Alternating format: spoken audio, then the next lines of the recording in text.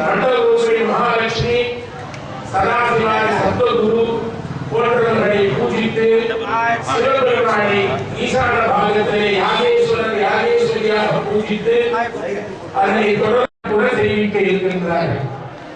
ஏனென்றால் ஒரு கும்பாபிஷேகம் என்று சொன்னால் ஏதோ யாகசாலை அமைத்தார்கள், அதிலே ஏதோ 5 யாக வேள்விகளை செய்தார்கள் என்று உணராமல் அதை தரிசிப்பதை விட இந்த யாகசாலையினுடைய பூஜை முறைகள் ஆச்சாரியருடைய விசேஷம் சமர்ப்பித்து அவர்களை சந்தோஷப்படுத்தக்கூடிய இந்த 5 நிலைகளுடைய யாகசாலை பூஜைகளும் மிக சிறப்பான முறையிலே நம்முடைய ஆலயத்திலே செய்யப்படுகின்றது. ஆகையால் இது போன்ற பூஜைகளை எல்லாம் யாகசாலையினுடைய பூஜைகளை தரிசிப்பது என்பது மிக மிக உயர்ந்த ஒரு நிலை. ஏனால் தியாகம் செய்ய வேண்டும் என்று சொன்னால் அதற்கு யாகம் செய்ய வேண்டும் என்று சொல்வார்.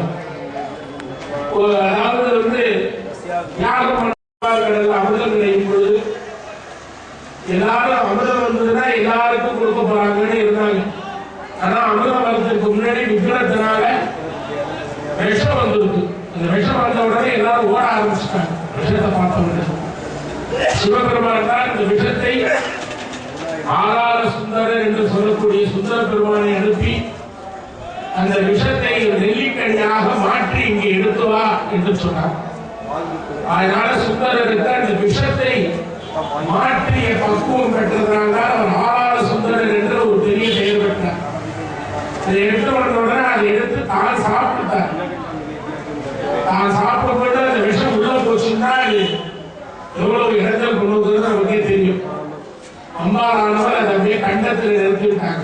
அதனால நீல கண்டாராக காட்சியளித்தார்.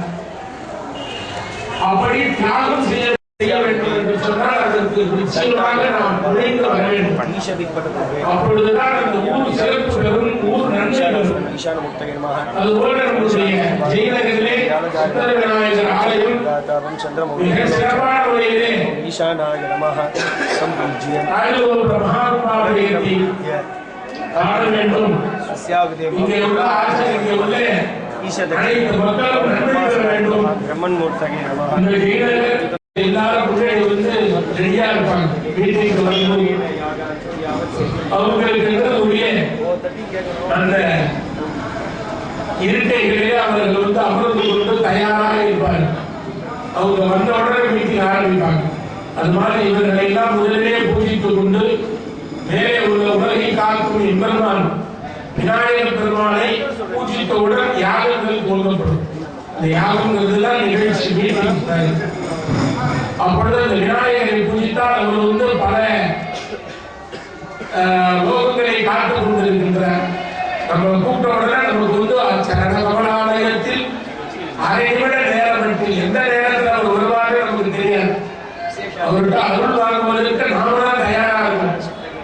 சுவாமி அரை க்ஷணம் வந்து போயிடுவார். அப்படி பார்த்தாருன்னா எல்லாருக்கும் அனுமதி போயிடுவார். ஒரு கும்பாபிஷேகத்தை தரிசித்தால் 12 தலைமுறைகளுக்கு புண்ணியம் என்று கூறுகின்றது நேரங்கள். ஏனென்றால் ஒவ்வொரு கும்பாபிஷேகமும் அத்துணை மந்திர சக்திகளை பெற்றது. அதுபோல கும்பமேளா என்று வழக்கிலே கூறுவார்கள். அன்று வந்து அந்த கங்கையிலே குளிப்பது என்பது மிக உச்சிதம். அந்த நிகழ்ச்சிகளிலே கலந்து கொண்டால் என்ன புண்ணியம் கிடைக்குமோ அத்தனையும்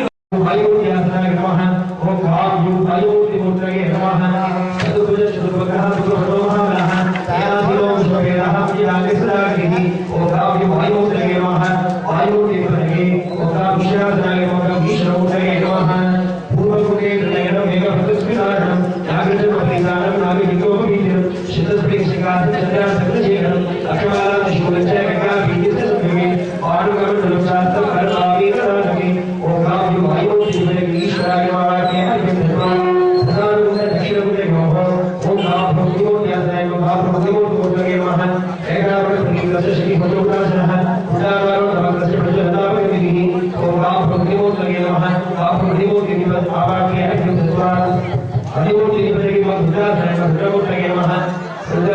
Okay,